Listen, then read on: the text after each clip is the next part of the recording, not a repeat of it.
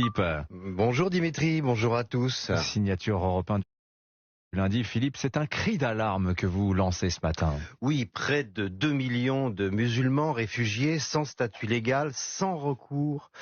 Des femmes, des enfants, des personnes handicapées, des vieillards emmenés de force à la frontière d'un pays qui n'en veut pas. Ils n'ont aucun accès à aucun droit, ni à la santé, ni à l'éducation. C'est une crise humanitaire et un crime en train de se commettre tous les jours dans l'indifférence générale. Mais vous exagérez, Philippe, le sort des Palestiniens préoccupe tout le monde en ce moment. Ah non, je parle pas des Palestiniens, je parle des Afghans qui ont fui au Pakistan quand les talibans ont pris le pouvoir, soit parce qu'ils ont aidé à les combattre, soit à cause de leur profession, soit parce que ce sont des femmes. Le Pakistan n'en veut plus et les reconduit de force chaque jour à la frontière afghane, où les talibans les attendent en se frottant les mains. Et tout le monde s'en fout. Vous avez entendu un mot de l'ONU, vous avez observé ne serait-ce qu'un soulèvement de sourcils réprobateur de son secrétaire général Antonio Guterres. Mais effectivement, il n'y a pas eu beaucoup de manifestations non plus place de la République. C'est étrange, non?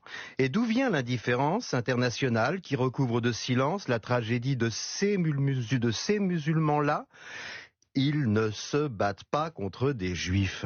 Un bon musulman, pour l'opinion internationale et la gauche morale, c'est un musulman qui veut la destruction de l'État d'Israël. Les autres, il peut leur arriver n'importe quoi, ils peuvent se faire massacrer, persécuter, déporter. Leur cri de désespoir ne parvient pas jusqu'aux oreilles sélectives de l'ONU, de nos militants des droits de l'homme et de nos grands moralistes indignés professionnels.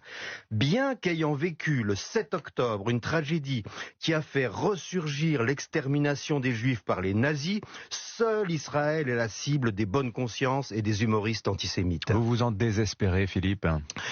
Oui et non. Une enquête d'opinion de l'IFOP révèle que 82% des Français ont de la sympathie pour le peuple israélien et que seulement 8% considèrent les crimes du Hamas comme des actes de résistance. Je vous laisse trouver quelle tendance politique complice de quel extrémisme religieux fait 8% de la population.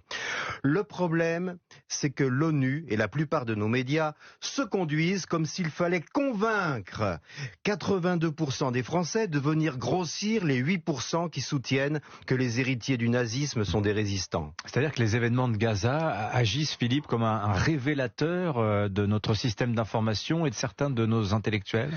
Oui, c'est pas beau à voir, précisément. En réalité, ils prennent l'écrasante majorité de la population française pour des ânes. Ils nous méprisent et veulent nous réduire au silence en nous traitant d'islamophobes au prétexte qu'on condamne le terrorisme du Hamas, du Hezbollah, des talibans et des mollahs iraniens. En exerçant un chantage moral aberrant dans nos instances culturelles, ils font croire que 8% sont démocratiquement plus représentatifs que 82% des Français. Et face à cela, comment faut-il réagir, Philippe? Comme dans toutes les périodes dangereuses, apprendre les gestes qui sauvent. Les gens qui ne regardent pas la réalité dans le kaléidoscope de leur haine d'Israël sont rarement des militants. C'est le moment de le devenir. Les petits gestes du quotidien, multipliés par 82% de la population, sont très efficaces. Comme on a appris à le faire pour trier les ordures dans 3 poubelles différentes, trier dans notre carnet d'adresses personnelles, dans nos journaux, dans nos émissions de télé et de radio, tout ce qui est compatible avec l'antisémitisme. Ils empoisonnent l'atmosphère alors qu'ils assument l'isolement auquel ils se condamnent eux-mêmes. La France souffre d'une tumeur de 8%. Et pour peu qu'on se réveille, une bonne chimiothérapie en viendra facilement à bout.